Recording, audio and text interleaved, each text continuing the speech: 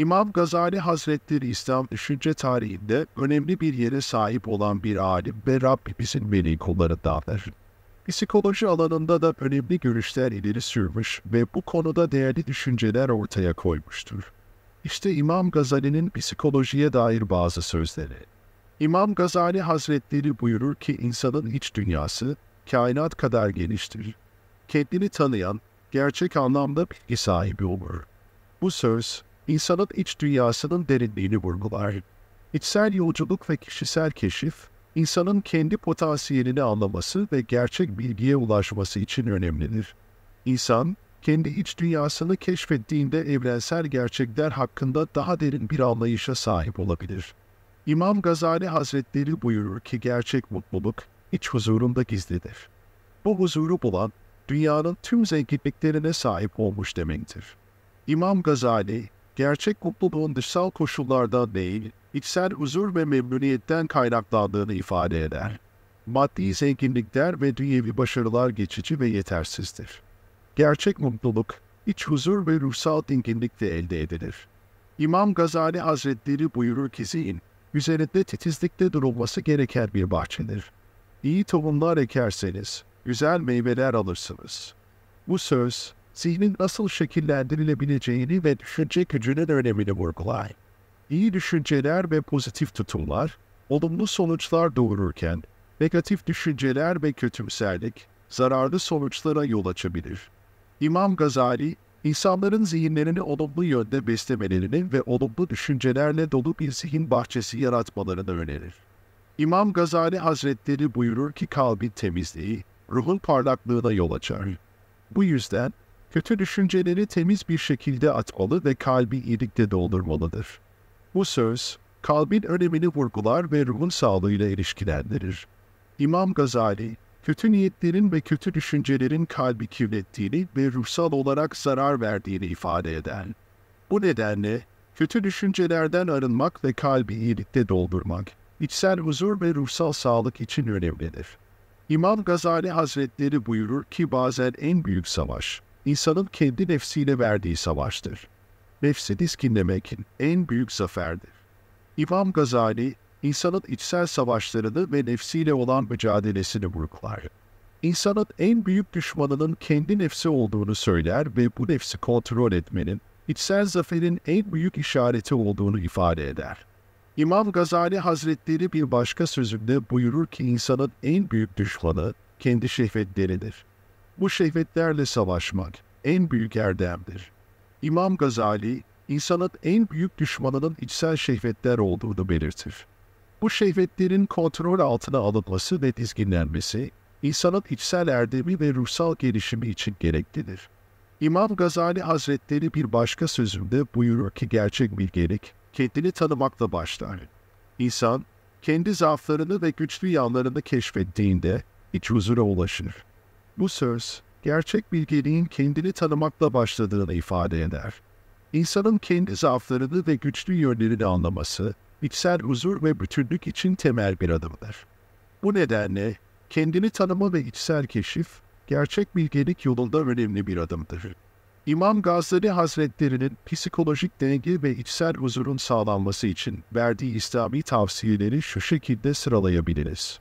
Birinci olarak dua ve zikir. İmam Gazali, ruhsal denge ve huzurun sağlanması için dua etmenin ve Allah'ı anmanın önemini vurgular. Düzenli olarak dua etmek ve zikir yapmak, iç huzurun sağlanmasına yardımcı olabilir. İkinci olarak tevbe ve istiğfar. İnsanın hatalarını kabul etmesi ve tevbe etmesi, ruhsal olarak temizlenmesine ve içsel huzura kavuşmasına yardımcı olabilir. İstiğfar etmek, içsel huzurun ve psikolojik dengeyi yeniden kazanmanın bir yolu olabilir. Üçüncü olarak sadaka ve yardımlaşma. İmam Gazali, başkalarına yardım etmenin ve sadaka vermenin önemini vurgular. Başkalarına yardım etmek, içsel memnuniyetin artmasına ve ruhsal dengeye katkıda bulunabilir. Dördüncü olarak namaz ve oruç. İslam'ın 5 temel ibadetinden olan namaz ve oruç tutmak, ruhsal dengeyi sağlamak ve iç huzuru artırmak için önemlidir. Düzenli olarak ibadet etmek, ruhsal olarak güçlenmeye ve psikolojik dengeyi korumaya yardımcı olabilir. Beşinci olarak ilim ve bilgi. İmam Gazali, ilmin ve bilginin önemini vurgular. İlim sahibi olmak, insanın iç dünyasını anlamasına ve ruhsal olarak gelişmesine yardımcı olabilir. İlim arayışı, iç huzurun ve psikolojik dengeyi sağlamanın bir yolu olabilir. Altıncı olarak iyi ahlak ve erdem. İmam Gazali, iyi ahlakın ve erdemin ruhsal dengeyi korumak için önemli olduğunu belirtir. İyi ahlaklı olmak, içsel huzuru artırabilir ve ruhsal olarak daha dengeli bir hayat sürmeye yardımcı olabilir.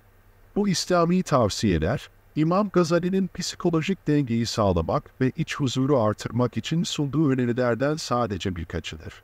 İslam'ın öğretileri, ruhsal ve psikolojik olarak sağlıklı bir yaşam sürmenin yollarını sunar ve bu tavsiyeler, bu öğretileri takip etmenin bir parçasıdır. İmam Gazali Hazretleri'nin psikoloji hakkındaki tespitlerini daha kapsamlı ve güzel bir anlatımla şu şekilde ifade edebilirim. İnsanın iç dünyası, sonsuz derinliklere sahip bir okyanus gibidir. Her insanın içinde duyguların, düşüncelerin, arzuların ve karmaşık duygusal durumların birbirine karıştığı bu geniş alan bulunur. İşte bu iç dünya, İmam Gazali'nin de ifade ettiği gibi, keşfedilmeyi ve anlaşılmayı bekleyen bir hazinedir. Gazali'ye göre bu iç dünyanın keşfi ve anlaşılması, ruhsal denge ve iç huzurun sağlanması için kritik bir adımdır. İçsel keşif yolculuğu, insanın kendi iç dünyasını araştırması ve tanıması anlamına gelir. Bu yolculuk, insanın kendi nefsiyle olan mücadelesinin temelini oluşturur. Gazali'ye göre, insanın en büyük savaşı, nefsiyle olan mücadelesidir. Nefis, insanın içindeki iyilik ve kötülük arasında bir savaş alanıdır. İnsanın içindeki bu zıtlıklar arasındaki mücadele, ruhsal denge ve huzurun anahtarıdır. İyi ile kötü arasındaki bu mücadele, insanın iç dünyasında devam eder. İyi niyetler ve arzularla dolu bir kalp ile negatif düşüncelerin ve kötü arzuların arasındaki bu çatışma, ruhsal dengeyi etkiler. Ancak, insanın iç dünyasındaki bu savaş, ruhsal gelişim ve iç huzur için bir fırsat da sunar. İyi ile kötü arasındaki bu mücadele, insanın içsel huzurunu ve ruhsal dengeyi bulmasına yardımcı olabilir. İmam Gazali'nin vurguladığı gibi, zihnin insanın iç dünyasında oynadığı rol oldukça önemlidir ve içsel huzurun sağlanması için kilit bir faktördür. Zihin, düşüncelerin, duyguların ve algıların işlendiği bir merkezdir ve insanın ruhsal sağlığı üzerinde büyük etkiye sahiptir.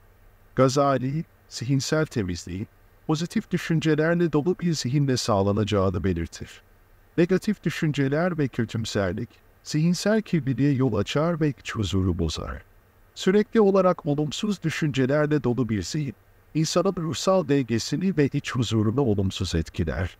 Bu nedenle, zihinsel temizlik ve pozitif düşüncelerle dolu bir zihin, içsel huzurun ve psikolojik dengeye ulaşmanın bir yoludur. Olumlu düşünce alıştırmaları ve zihinsel disiplin, zihinsel temizliğin sağlanmasına yardımcı olabilir. İnsan, zihinsel disiplin ve alıştırmalarla negatif düşünceleri tespit edebilir ve bunları pozitif düşüncelerle değiştirebilir. Bu süreçte, kişi zihinsel olarak daha güçlü ve esnek hale gelir ve içsel huzuru yeniden kazanabilir. Zihinsel temizlik, sadece olumlu düşüncelerle dolu bir zihinle değil, aynı zamanda bilinçli bir şekilde düşüncelerin yönetilmesiyle de sağlanabilir. Kişi, zihinsel karmaşayı azaltmak ve içsel huzuru artırmak için meditasyon gibi teknikleri kullanabilir. Bu yöntemler, zihni sakinleştirir, stresi azaltır ve iç huzuru yeniden kazanmaya yardımcı olur. İmam Gazali'nin ifade ettiği gibi, zihinsel temizlik ve pozitif düşüncelerle dolu bir zihin, içsel huzurun ve psikolojik dengeye ulaşmanın önemli bir yoludur. Negatif düşüncelerin ve kötümserliğin zihinsel kirliliğe yol açabileceği unutulmamalıdır. Bu nedenle, zihinsel temizlik ve olumlu düşünce alıştırmaları, insanın ruhsal sağlığını güçlendirmek ve içsel huzuru yeniden kazanmak için önemli bir adımdır. İmam Gazali'nin öğretilerinden biri de gerçek mutluluğun, dışsal koşullardan değil, iç huzur ve ruhsal dinginlikten kaynaklandığıdır. Gazali, maddi zenginliklerin ve dünya nimetlerinin geçici olduğunu ve asıl mutluluğun içsel huzurda yattığını vurgular. İçsel huzur, kişinin iç dünyasında yaşadığı ruhsal denge ve dinginliktir ve bu, dış dünyadaki koşullardan bağımsız olarak elde edilebilir. Maddi zenginlikler ve dünya nimetleri, insanların genellikle mutluluklarını artırmaya çalıştıkları şeylerdir. Ancak Gazali'ye göre bu tür dışsal faktörlerin sağladığı geçici tatmin, kalıcı bir mutluluk ve iç huzur sağlayamaz. Çünkü maddi zenginlikler ve dünya nimetleri değişken ve geçicidir. Bir an için mutluluk verirler ancak kalıcı bir huzur sağlayamazlar. İçsel huzuru bulan bir kişi, maddi zenginlikleri veya dünya nimetlerine bağımlı olmadan mutluluğu deneyimleyebilir. Çünkü içsel huzur, kişinin kendi iç dünyasında bulduğu bir zenginliktir ve bu, dış dünyadaki koşullardan bağımsız olarak elde edilebilir. İç huzuru bulan bir kişi, sahip olduğu her şeyin değerini daha iyi anlar ve dünya nimetlerine bağımlı olmadan yaşamını sürdürebilir. İmam Gazali'nin bu öğretisi, insanları maddi kazanımların ve dünya nimetlerinin peşinde koşarken içsel huzuru iman etmemeleri konusunda uyanır. Gerçek mutluluğun ve iç huzuru, maddi zenginliklerden veya dışsal koşullardan değil, kişinin kendi iç dünyasında bulduğu ruhsal denge ve dinginlikten kaynaklandığını hatırlatır.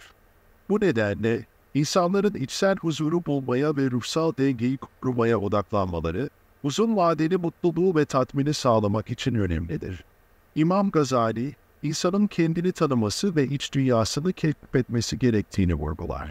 İnsan, kendi güçlü ve zayıf yönlerini tanıdığında, içsel huzuru ve ruhsal dengesi için daha bilinçli bir şekilde hareket edebilir. Kendini tanıyan bir kişi, iç huzurunu korumak ve psikolojik dengeyi sağlamak için daha etkili stratejiler geliştirebilir. İmam Gazali'nin vurguladığı gibi, iyi ahlak ve erdemin insan psikolojisi üzerinde derin ve önemli bir etkisi vardır. İyi ahlak, insanın iç dünyasını ve dış dünyayla olan ilişkilerini olumlu yönde etkiler ve içsel huzuru artırır. İyi ahlaklı olmak, başkalarına yardım etmek, doğruluktan sapmamak ve etik değerlere bağlı kalmak, ruhsal dengeyi korumak için hayati önem taşır. İyi ahlak, insanın iç dünyasında bir nezaket ve huzur atmosferi yaratır. İyi ahlak sahibi bir insan, kendisiyle barışık, içsel olarak dengeli ve huzurlu hisseder. Başkalarına yardım etmek, cömertlik ve şefkat gibi erdemler, insanın iç dünyasında olumlu duyguların ve pozitif enerjinin yayılmasına katkıda bulunur. Bu da içsel huzurun artmasına ve ruhsal dengeye ulaşılmasına yardımcı olur. İyi ahlaklı olmak, aynı zamanda insanın dış dünyayla olan ilişkilerinde de önemli bir rol oynar. İyi niyetli, dürüst ve adil bir davranış biçimi, insanın etrafındaki insanlarla sağlıklı ve pozitif ilişkiler kurmasını sağlar. Bu ilişkiler, insanın ruhsal sağlığını ve içsel huzurunu olumlu yönde etkiler. İyi ahlak, aynı zamanda insanın vicdanını da temiz tutmasını sağlar. Doğruyu tercih etmek ve etik değerlere bağlı kalmak, insanın iç dünyasında bir derinlik ve berraklık sağlar. Bu da içsel huzurun ve ruhsal dengeyi korumanın bir yoludur. İmam Gazali'nin ifade ettiği gibi, iyi ahlak ve erdem, insan psikolojisi üzerinde derin ve olumlu bir etkiye sahiptir. İyi ahlaklı olmak, içsel huzurun artmasına ve ruhsal dengeyi korumaya yardımcı olur. Bu nedenle, iyi ahlaklı olmak ve erdemli bir yaşam sürdürmek, insanın ruhsal sağlığını güçlendirmek için önemli bir adımdır. İmam Gazali'nin insan psikolojisi üzerine derin tespitlerinden biri de kalbin temizliğinin ruhsal sağlık üzerindeki etkisidir.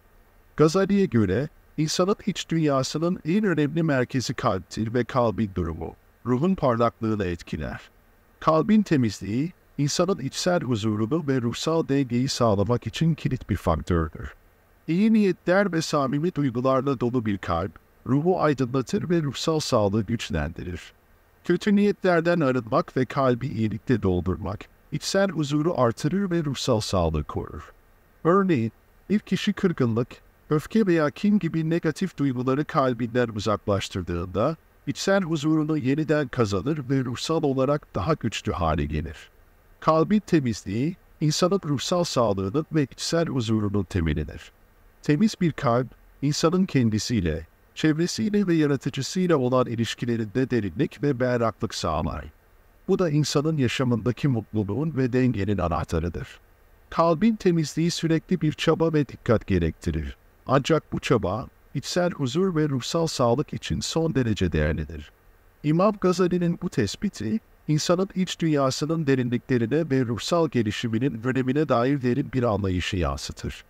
Kalbin temizliği ve iyilikle dolması, insanın yaşamındaki mutluluğu ve dengesini sağlamak için kilit bir rol oynar. Bu nedenle içsel huzur ve ruhsal sağlık için kalbin temizliğine önem vermek ve bu doğrultuda çaba göstermek önemlidir.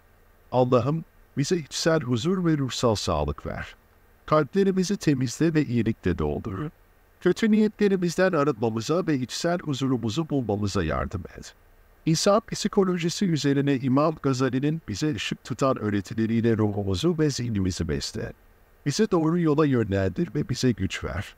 Bizlere nefsimizle verdiğimiz mücadelede sabır ve sebat nasip eyle. Dualarımızı kabul buyur, içsel huzurumuzu artır ve ruhsal sağlığımızı güçlendir. Bizlere daima kalbimizi temiz tutma ve iyilikle dolu olma yolunda ilham ver. İçimizdeki ışığı parlat ve bize sükunet ver. Dualarımızı kabul buyur, ey Yüce Allah'ım.